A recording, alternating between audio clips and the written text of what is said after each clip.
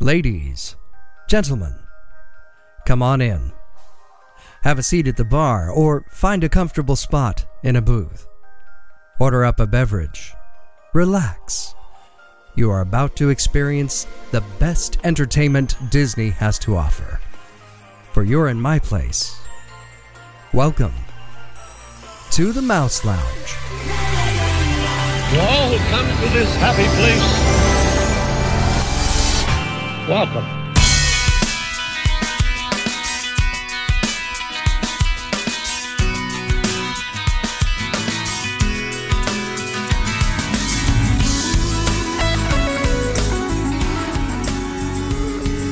Here age relives fond memories of the past.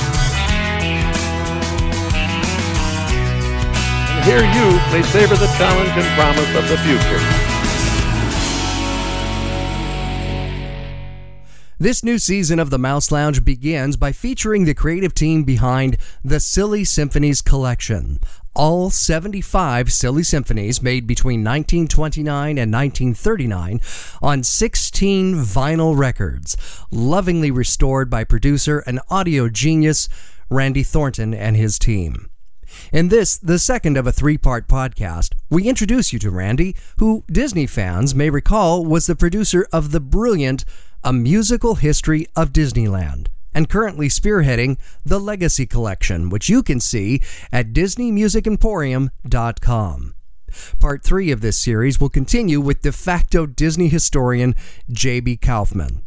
For now, sit back, relax, and enjoy a conversation with Randy Thornton about the Silly Symphonies Collection. The Silly Symphonies Collection is something that is completely unprecedented. I couldn't be any more excited, especially knowing that you're attached to the project. And I've got to tell you, the musical history of Disneyland has got to be one of the best box sets ever released in the history of time. Thank you very, very much. Well, it came off not only as really good product packaging and something that would appeal to the fans, but sonically, when you sit and you listen with a pair of studio headphones, it's just the best iteration of those attractions that you can find anywhere. And there have been audio collectors for years, and then all of a sudden, here it is in this beautiful 6 CD package. So, yeah, it's gorgeous. Have access to the original recordings. Yeah. What was your attraction to this particular project, the Silly Symphonies Collection? Well, this was actually something that the guys at Fairfax Recordings have brought to Disney. What really excites me about this is, this is an important part of Disney history.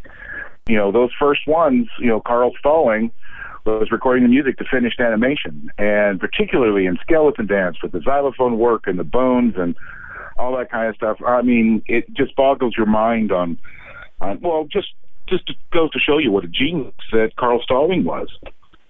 Well, I know that if you are animating to dialogue, the animators have an exposure sheet. How would the musicians and the composer write to animation that was already finished? I really couldn't tell you on how Carl did. He was amazing. And this, this is rudimentary recording. It was still new. Nobody really knew how to sync up animation, audio to animation. Walt and his team created this mechanical beat that would play on the film. And when they were trying to get sound onto Steamboat Willie, Walt went all over the place trying to get people to help him with it. But they said, well, no, we have our own idea. We'll take our stuff. We'll take your stuff and we'll make it for you. And, Walt didn't want that. And then he ran into Pat Powers, who was a big mucky muck at the time, and kind of a interesting businessman, to be nice. Well said. He helped. He had the Pat Powers sound system, and they got Carl Edwardi, a conductor, to come in and do the music. And Walt said that he had this mechanical thing that could help keep things in track. And Edwardi goes, "No, I've done this before."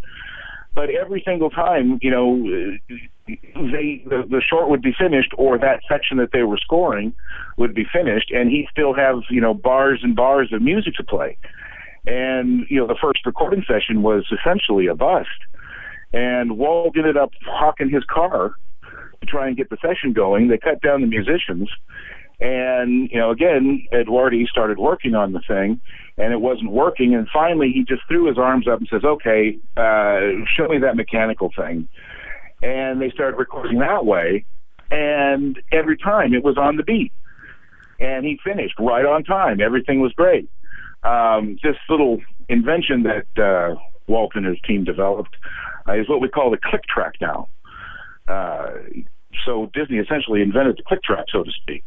And that's how they started working with that way. So that's why I'm thinking that, it was probably the same kind of machine technique for Steamboat Willie that Carl used to score the Skeleton Dance. When you look at the cartoons, there is a title card, and it reads at the bottom of the screen, RCA High Fidelity. Sonically, our ears hear high fidelity today, something that is dramatically different from what we heard in the 30s. What were they using to record this audio that they considered high fidelity back in the day?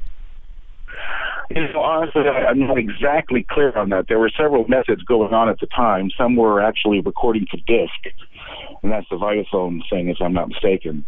And some were recording to film. I believe Walt was recording to film that could then be edited and played in sync with the picture. Yeah, and I think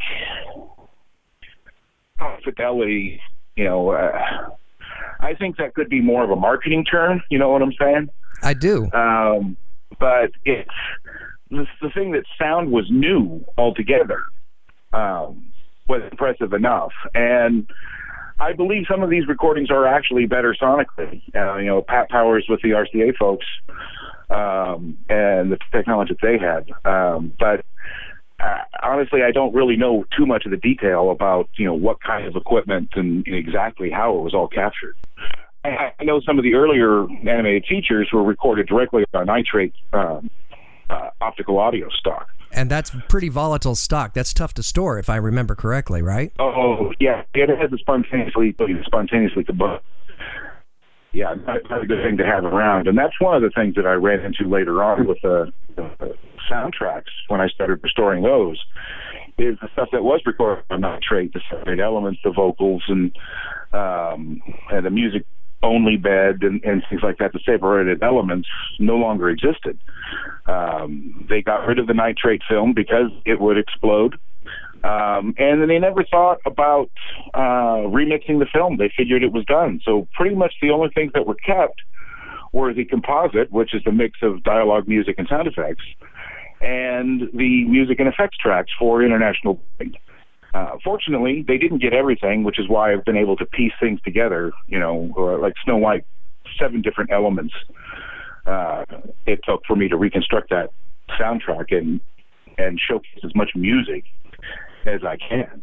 And in the case of the chase in Snow White, where the horse chased the witch up to the peak and push her over, that was so buried in sound effects, and there are no separate elements, which is one of the reasons why I didn't include it on the album, is there's more sound effects than music. You couldn't even hear the music.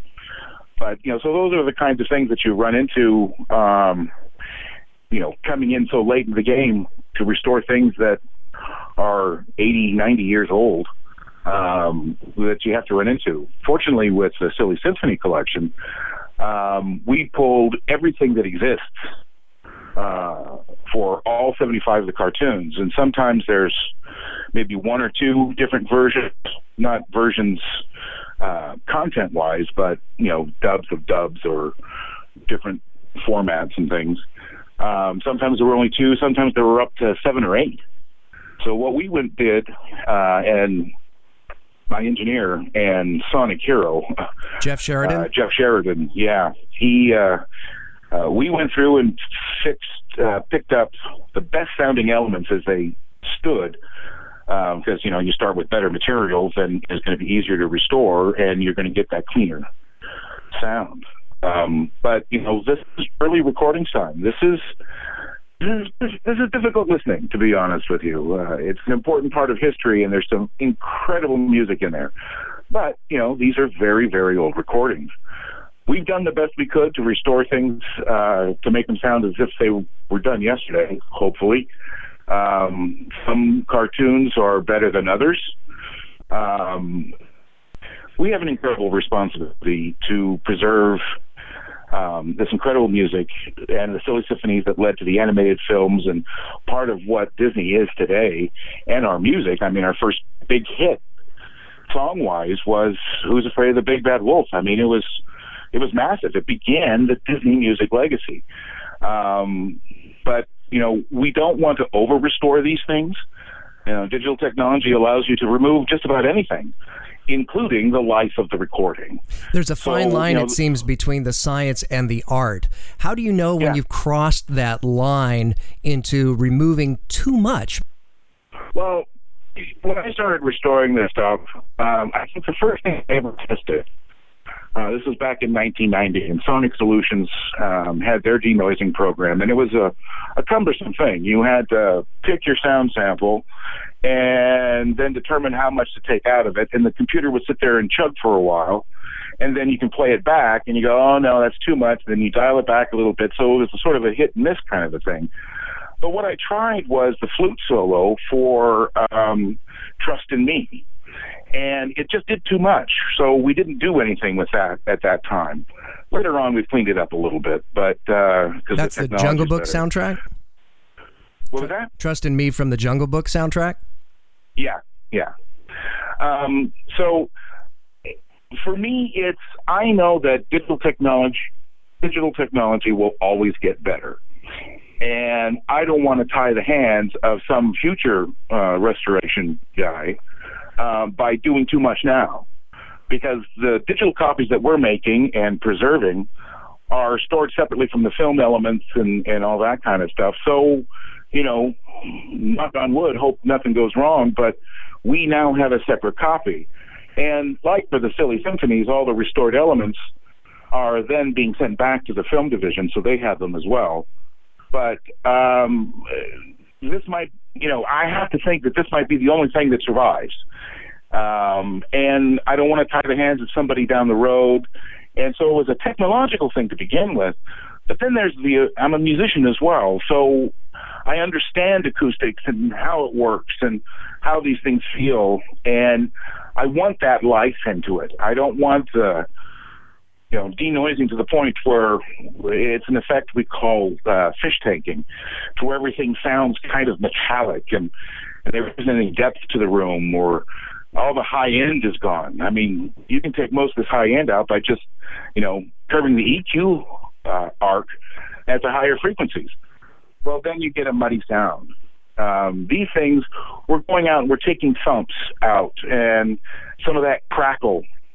But again, we bring it to the point where it doesn't affect the actual signal or the tone and the feel of the music itself. I would rather live with noise than suck all that stuff out of there. And in Three Little Pigs, wearing headphones and you listen to the pig singing, you can actually hear the slap of the room. You can feel the room that they're in. And that's pretty amazing for, a recording of the mid to late 30s.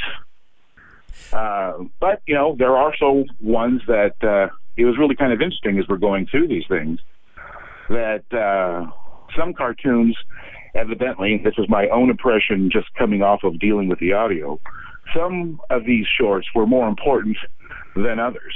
Some are pushing the technological background, and some were and those kinds of things, and that kind of reflected in the quality on how these things were recorded too. So it's kind of jumpy how each of these shorts play out amongst each other, but it's the content and what these musicians did.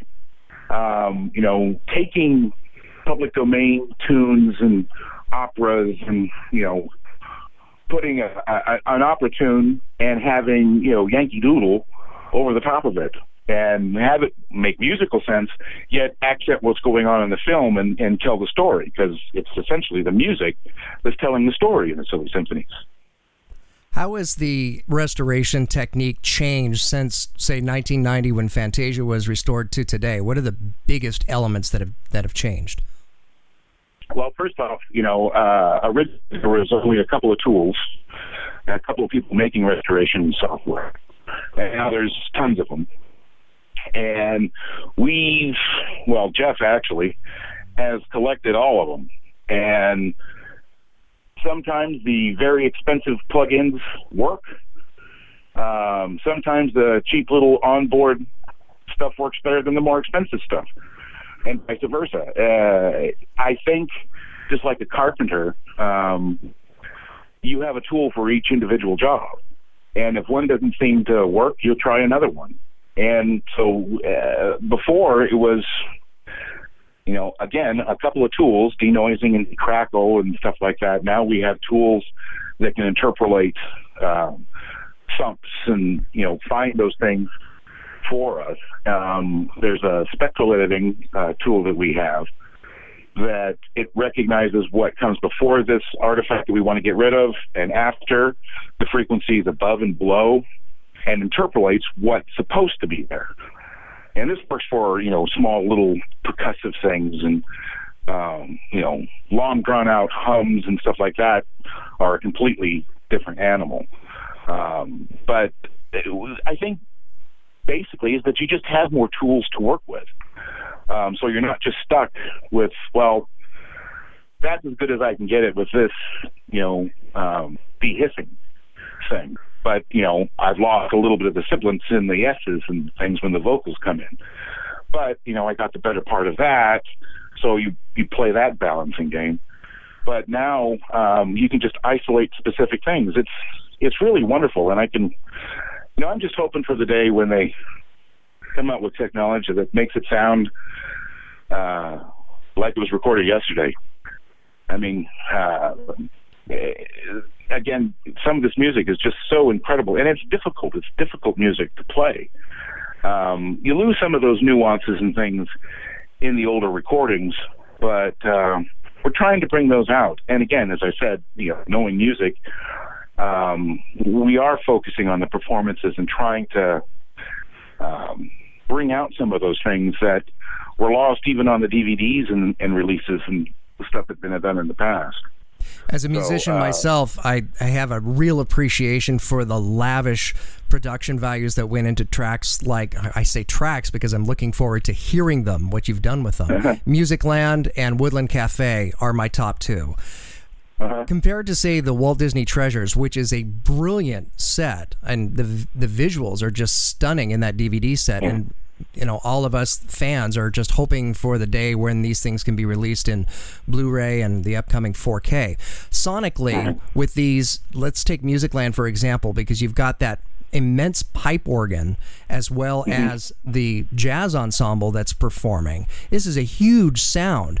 How are we going? What is the difference between what we saw in 2001 with the Walt Disney Treasures versus the Silly Symphony Collection? What's going to be the difference there? Well, I think it's going to sound a little brighter. We're just going to help with some of the detail and things. We have the budget to spend that film division can't. Say, for example, this happened in Snow White a lot, and a couple of times within the Silly Symphonies, a musical phrase goes along, and there's a horrible artifact in it, and everything that we've done doesn't work. It mutilates the sound or something like that. But then we find that very same musical phrase is played later on with the same instrumentation, the same attacks and decays. I mean, it sounds like the exact same performance, so we'll cut that and paste that in its place. When you do that with film, you have to make sure that edit syncs with the picture. And, if you're off by a frame, you're going to know it. Plus, I don't know when they restored the films what elements they used. Very few people have the luxury that I have of being able to pull all the elements and audition them on my own. I mean, I'm a fanatic myself, and I'll take the stuff home and I'll listen to it over the weekend and do all that kind of thing. And I just get paid salary, and that's it. But other divisions and other people where more teams are involved, and time is more of an issue, and those kinds of things. So I think because we can focus strictly on the audio, and that it is the sole experience. It's also one of the things that we were also taking into consideration was that the Silly Symphonies were designed as a visual medium with the audio, while we don't have the visual medium. So now the audio has to stand on its own.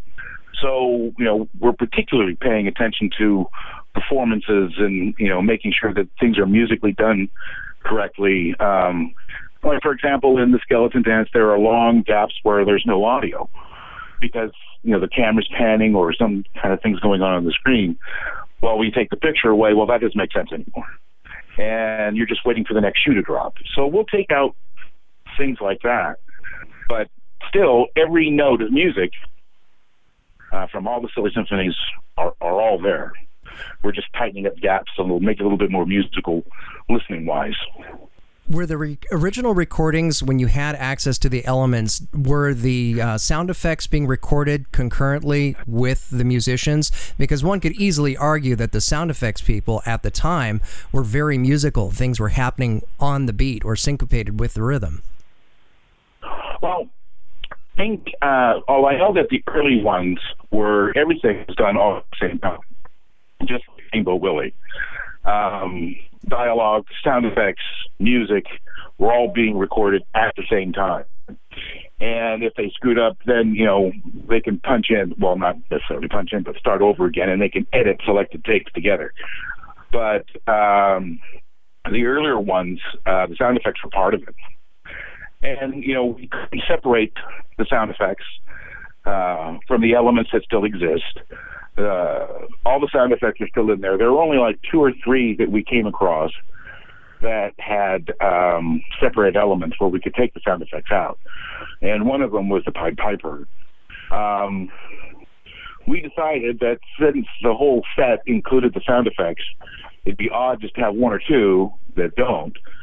So we left them in, but we're able to do some things, particularly the Pied Piper. Sometimes the crowd just gets too raucous, you can't even hear the music. But we had to separate elements, so we were able to knock that down a little bit to hear the music more than you can actually in the short. So, but I think later on they started doing separate tracks and elements for sound effects and things. But at first, everything was live off the floor. Do you have a personal favorite? It's really hard. I was thinking that the other day, and, Skeleton Dance, because it's quirky music and, works so well, not so much that it's the first Silly Symphony. I mean, that's significant too, but that and, Three Little Pigs. There's a couple others that just really kind of struck me. My mind is blanking on me right now. But honestly, I think one of the big joys for me, I've been with the company almost 29 years. I've heard all the stuff, but being able to go back and listen to these things, I'm appreciating it on a different level and, rediscovering things that I had forgotten about. The World Owes Me a Living. It's a great song. And, I had it in my head, but sometimes, you forget about this stuff. But when it's brought out again, and this is what I'm hoping this whole set will do, is, remind people of these songs that we all grew up with that are really kind of obscure, but, no less significant than the ones that everybody all over the world knows. As you'll read in the liner notes by JB Kaufman and Russell Merritt, this was an important part of the progression of the studio, and it led to the animated feature film.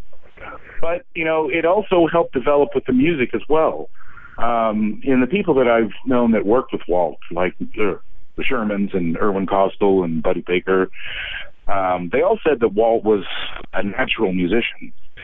He couldn't read music. He didn't play an instrument, really. But he understood music in a more emotional sense.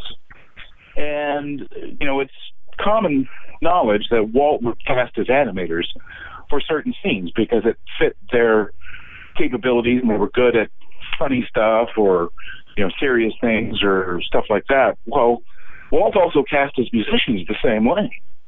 And I think the Silly Symphonies sort of put that in his head when all these different composers come in, liking, what this person does. Like Frank Churchill is really great at melodies and bouncy little tunes. And Lee Harleen is really great at this more pastoral, big symphonic kind of stuff. That, by the time he got into the animated films, Frank was doing the funny little tunes, and then Paul Smith would be doing the dramatic action sequences, and it's really fascinating. The Silly Symphonies is just an example of this laboratory of Walt Disney and the animation team was going to become really within 10 years. Leading to the feature films, it just seemed as if, from today's vantage point, that it was a test bed for all the things to come. But at the time, who could predict the future? It was all in Walt's head. Right. I mean, I know so many people who are saying, well, I don't know if Walt would do that. Nobody knows what Walt would do. Walt didn't know what he wanted to do until he wanted to do it. And I just think that he was always expanding, always thinking of things. The whole idea of wanting to do something separate from Mickey Mouse so he wouldn't get tied into just doing Mickey Mouse. And working with Carl. Again, he knew Carl back in, I believe it was Kansas. And Carl was an organist in the theater, and he had hired Walt to do a film on Carl teaching people how to play the organ. And when Walt was out here in California, Carl needed some work and gave him a call. And Carl comes out, ends up scoring the next 2 Mickey Mouse films and suggests, you want to break away from the Mickey Mouse thing and not get stuck in that? How about doing something that, is musically motivated? And that got the Silly Symphony thing going. I think he was always looking for ways to expand upon the things that he's learned and to push the envelope a little bit more and try something new.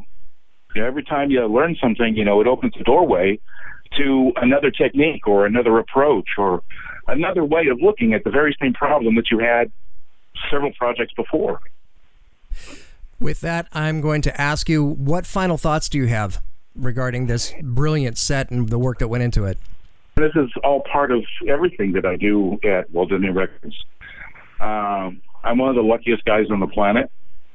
I feel that I have a responsibility. I am the current gatekeeper, so I have to make sure that this stuff is around and preserved and available for future generations. Somebody's going to come along in after me and hopefully take up the mantle and try and get as much of this stuff out there and available to the public as possible. This is an incredible set. It's an important part of our history.